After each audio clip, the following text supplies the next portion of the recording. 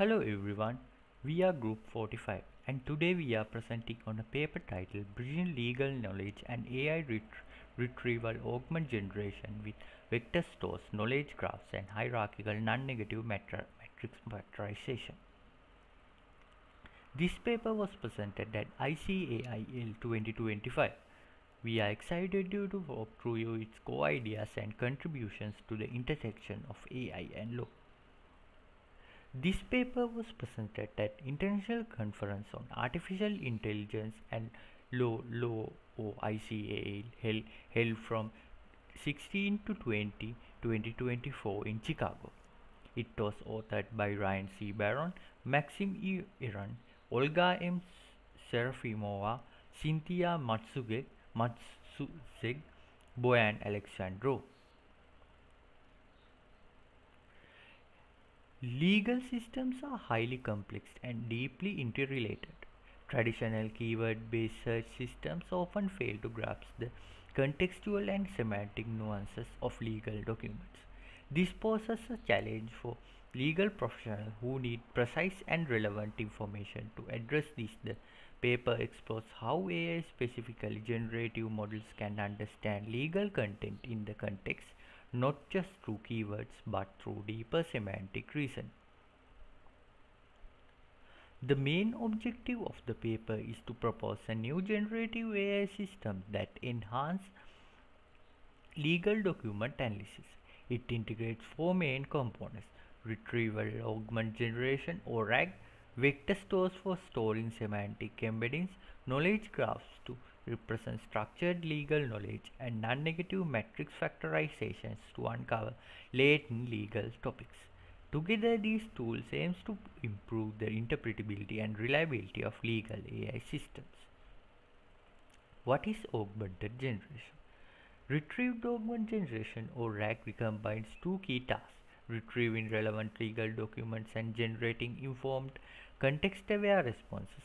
Unlike traditional large language models that may hallucinate or fabricate facts, RAG grounds its output in real legal text. This approach is particularly valuable in tasks such as summarizing case law, answering legal questions, or finding relevant precedents, ensuring greater accuracy and reliability.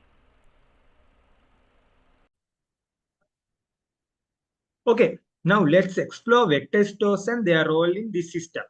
A vector store is a special kind of a database that stores documents as numerical embeddings, capturing the meaning of the text. In this paper, the authors used OpenAI embedding model to convert statutes, case law, and constitutional provisions into vectors. So they are using OpenAI to vectorize the words into the embeddings. So these vectors go beyond keyword matches. They understand the concept and the context as well. So to store and retrieve these vectors and having a system that create vectors and also having a system that retrieve vectors when we want, they're using Milvus, a high performance vector database. So when a legal question is asked, the system doesn't search for keywords. It looks a semantic similar fragments using these embeddings. So this is called the vector search. When you search a when you search a vector, it gives you not that specific vector, it gives you the vectors relevant that vectors using the semantic similarity, using the embeddings. So this drastically improves the legal search, especially for vague or abstract queries. Let's move into the next slide, modeling law with knowledge graphs. Next, we have the knowledge graphs. The legal knowledge is just not the text. It is highly relational, right? For instance, a statute might be cite another law or case might be interpret a constitutional clause. So this paper uses a Neo4j based knowledge graph to model these relationships. Each node in the graph represents a legal entity like a case, statute, or a topic, and edges represents the relationships such as cites, override, or discusses. The structure makes it possible to trace how legal ideas connect. For example, if you want to know all cases discussing specific law under a topic called estoppel, which is a New Mexican law word. When it comes to this word is used by a New Mexican a law, which is this research paper is based, knowledge graph is enables that. It adds explainability and traceability to the AI system, which is more crucial when it comes to the law-based AI systems.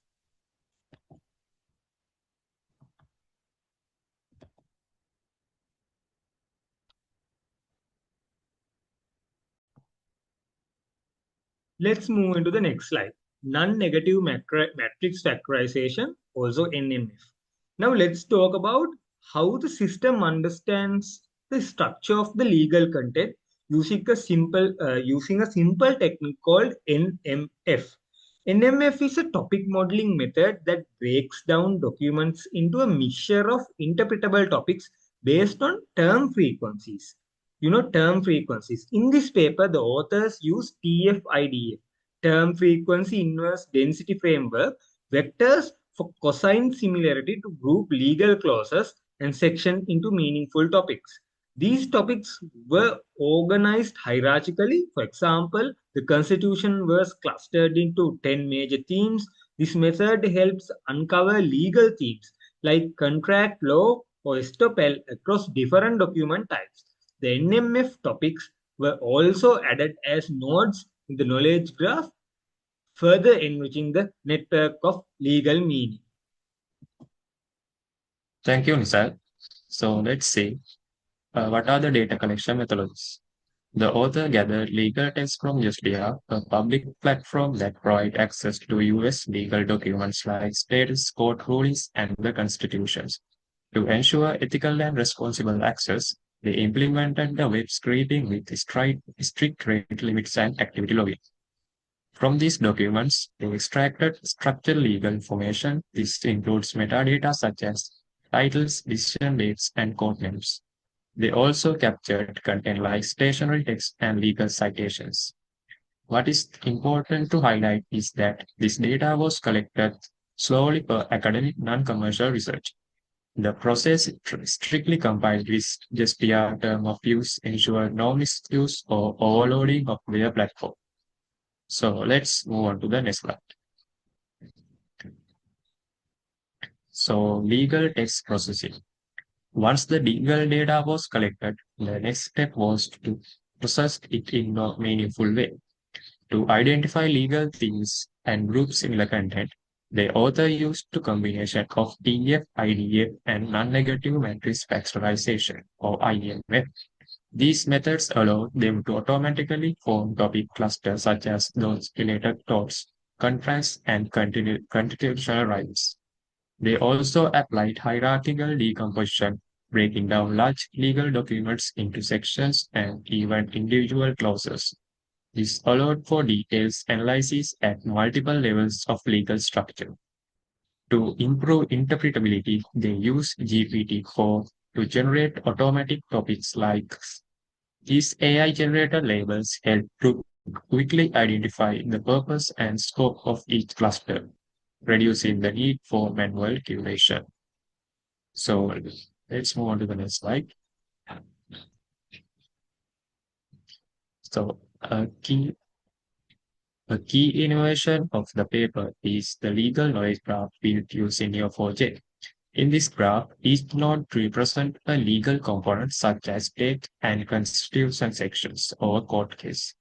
The connection or edges represent relationships like citations or shared legal topics based on earlier clustering. The team also integrated NMF keyword data into a graph, allowing more complex semantic connection to be visualized. A great example is the large concept of exponential, which can appear in multiple documents across states and case law. The knowledge graph links these instances together, giving a user visual map of how a legal concept is discussed and applied across different sources. So let's say, on to the next slide. In here, we are going to talk about what is the vector store architecture here. To support smart, efficient legal search, the author used Weakfluence, a high-performance vector database. All legal documents were embedded into vector format using OpenAI language models. and these vectors allow the system to perform semantic search, returning results that match the meaning of query objects the exact words. The documents were indexed into three separate categories like constitution, states, and case law. This improved accuracy and speed during retrieval. When the user submits a question, the system fetches the most relevant legal passages and provides metadata like the document title and direct source link. This ensures that user can verify the legal content and explore the original text if needed. So, Piruna can continue the presentation.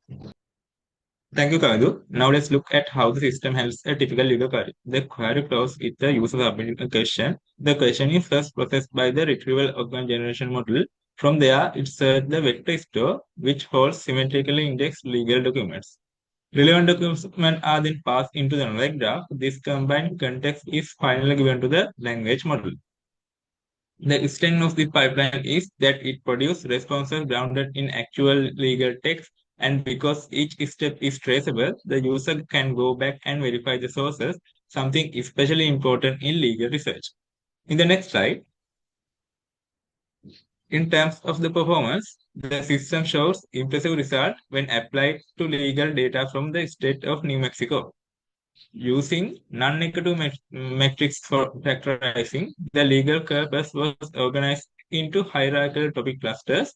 The constitution was grouped into 10 distinct clusters, statutory law into 198 clusters, Court of Appeal case into 420 clusters, and Supreme Court cases into 248 clusters.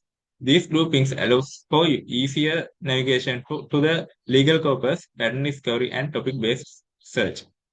Let's move on to the next slide. To benchmark the system effectiveness, the authors compared it against several well-known large language models, it including GPT-4, Gemini, Smartstick, and Immortal. They assess two key matrices. They are attempt rate, which measures how often model tries to answer a legal question, and accuracy, which evaluates how often the answer is actually correct. The proposed system consistently outperformed the others. Its combination of semantic search, structured reasoning, and retrieval grounding helped in generated more reliable and domain-approached answers, particularly valuable in legal contexts where precision matters. In the next slide, to sum up, the paper introduces the cutting-edge legal AI framework that successfully blends semantic, structural, and latent knowledge techniques. The authors demonstrate a system that is both scalable and practical for real-world legal document analysis. Most importantly, this work shows how AI can bridge the gap between raw legal and data meaningful, explaining insight, making legal research faster, smarter, and more reliable. Finally, before we wrap up, we had like to acknowledge the authors to their significant contribution and computational legal research. Thank you for all your time and attention.